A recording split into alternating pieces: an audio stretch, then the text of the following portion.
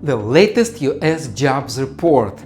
This report tells you that the US economy created this many jobs, the US unemployment rate is this low, and the media cheered. Stocks jumped, and the president went wild on social media, saying America is hot, it was cold, prices are up, wages are down, other way around.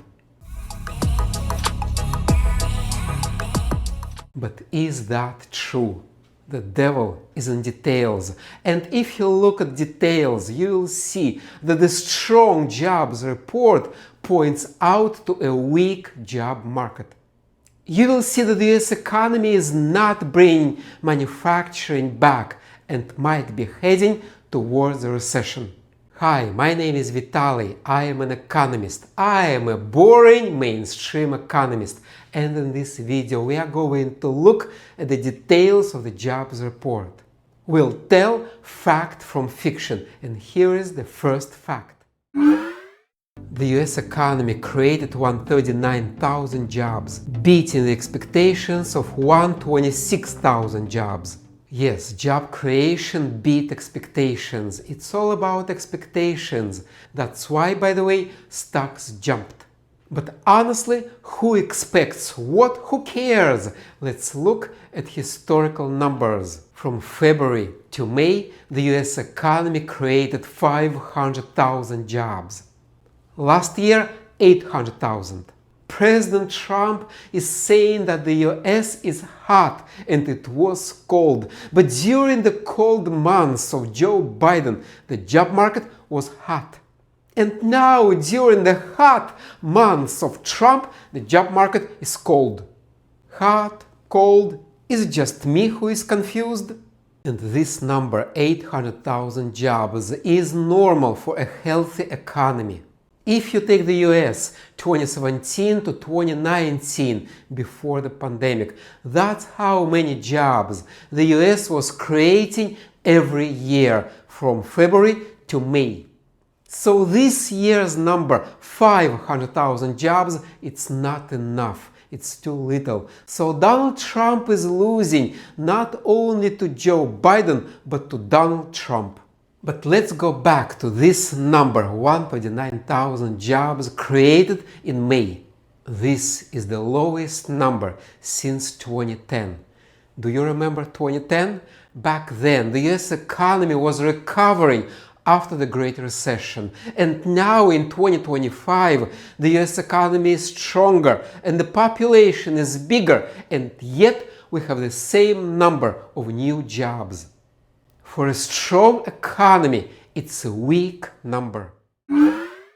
Healthcare added 62,000 jobs in May. Leisure and hospitality created 48,000 jobs, 16,000 jobs in social assistance, and that is 90% of all jobs created. So almost all job creation happened in low-skill, minimum wage industries.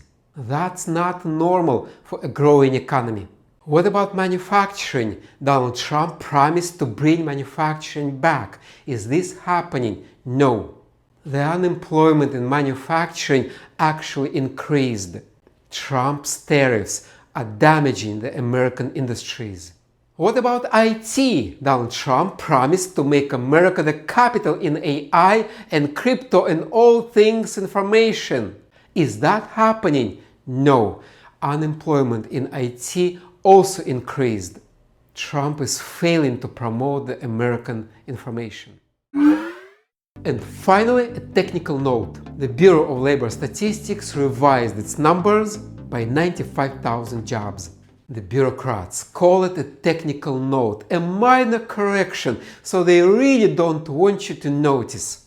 But we are smart, we will notice, because the correction of 95,000 jobs is almost 50% mistake. A minor correction with a magnitude of 50% is major.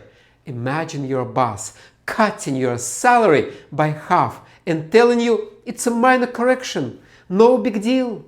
In March and April, the US economy created 95,000 fewer jobs than it was officially reported. And maybe it's an honest mistake, or maybe, just maybe, the bureaucrats are lying again. During Biden's administration, bureaucrats would always lie. They would present good numbers first and revise them for the worse later. Later, in a few months, when nobody cared anymore about the past data.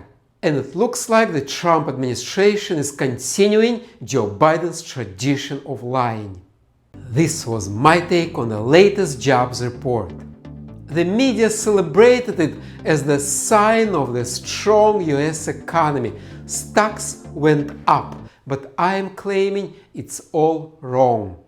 The job creation in the US is weak. The US economy creates new jobs only in low-wage industries. Manufacturing is not back. And the actual situation on the job market is most likely worse than reported. And such a weak jobs report is pointing out to an upcoming recession. Thank you for watching, thank you for your interest in economics, and I'll talk to you next time.